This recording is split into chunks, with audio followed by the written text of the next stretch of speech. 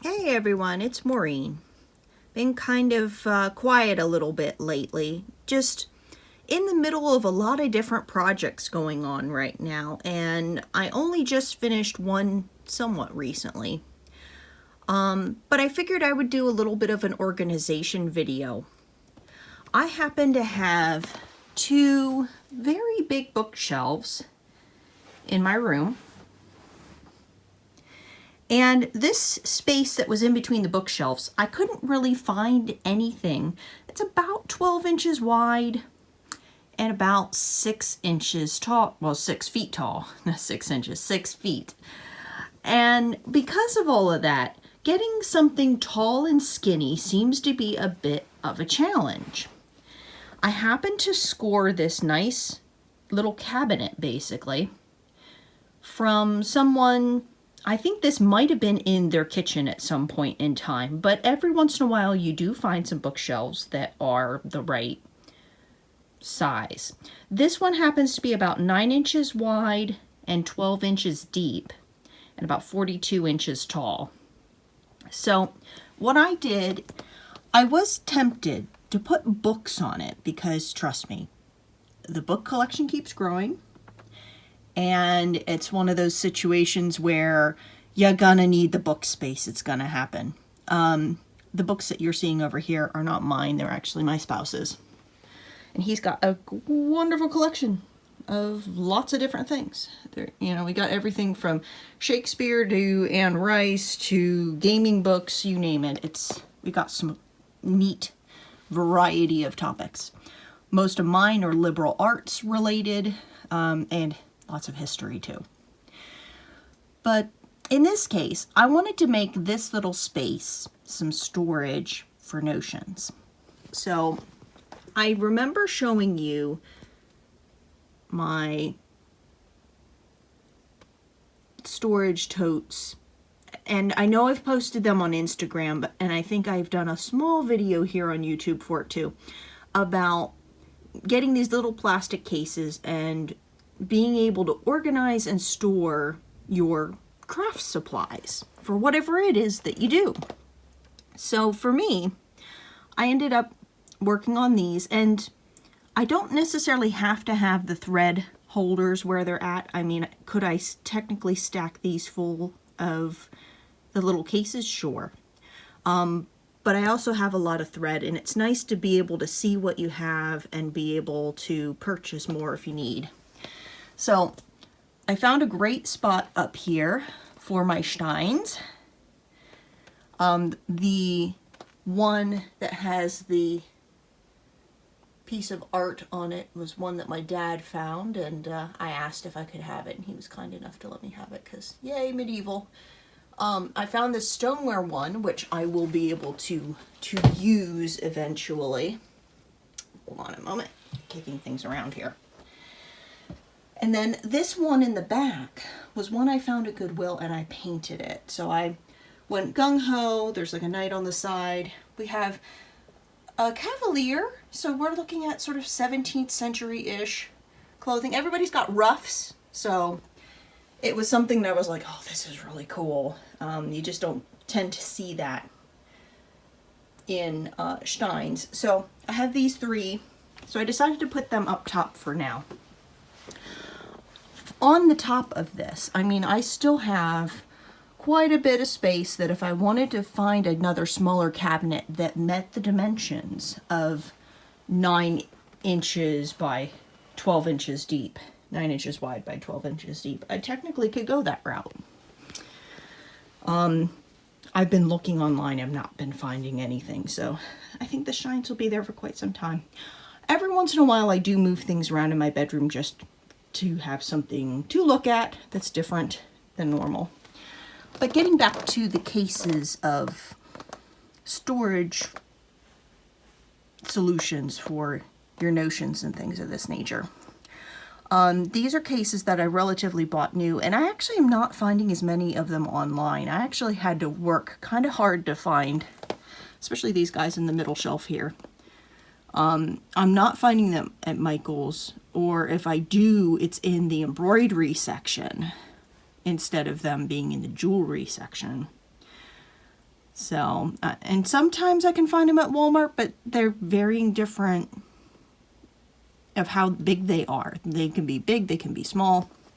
So in this case, the shelves themselves, I think are at least a 10-inch gap. I haven't measured it. But it's nice solid wood. I'm actually very happy with the construction of this because it seems to be pretty darn sturdy. If I wanted to put books on it, technically I could. I did have some books on the bottom when I first installed it, and there was no problem. So if I wanted to turn it into some little costuming book nook, I could. So there's potential options if I wanted to switch out the contents on this. I have to put in the cases diagonally and then allow them, because there's a lip, basically. There's a lip here that's about like a good 1/2 inch, almost 3/4 of an inch. So you have to turn it diagonally and then insert it in and then flatten it out. So there's a certain way you have to get things in and out. It isn't just pulling it in and out. The little displays, or the thread, these little thread stands, I got at Joann's. These are the smallest ones they have. And then they have other ones that go up from here that are wider. That I think the next one up is like holds 30 spools of thread. This one only holds 16. Yeah, 16 each. So up top we have my silk Gutermann's thread. And then, now I have more colors than this, and I have some repeats of like the black, the gray, like the light gray, and the gold. So there's a few repeats that I still have in my embroidery case. I have the cotton flosses in both cases below that on here, so there's cotton embroidery floss. The next one on this display is linen. So these are the Burnley and Trowbridge linen threads that you can purchase on their website. Underneath here I have my beads. So I have my gold findings on top, my glass seed beads below, and then I have my other collection of like gemstones and pearl related beads below. And on the bottom shelf, as I mentioned, I did happen to have some books when I first put everything together. It's a little dark down here. On the back row of this particular display, I happen to have more Burnley and Trowbridge linen, but these are the bigger ones. And then I have some Ophil. This is a cotton thread from Italy. They also seem to make other kinds of threads as far as like some wool. So I'm looking into this particular brand of threads a little bit more. They tend to be a bit more expensive, but I'm thinking that they are probably a good quality for the prices that I'm seeing. Below them are more thread cases that I happen to actually find at Goodwill, which is more of this Ophil cotton, and that's Aufil.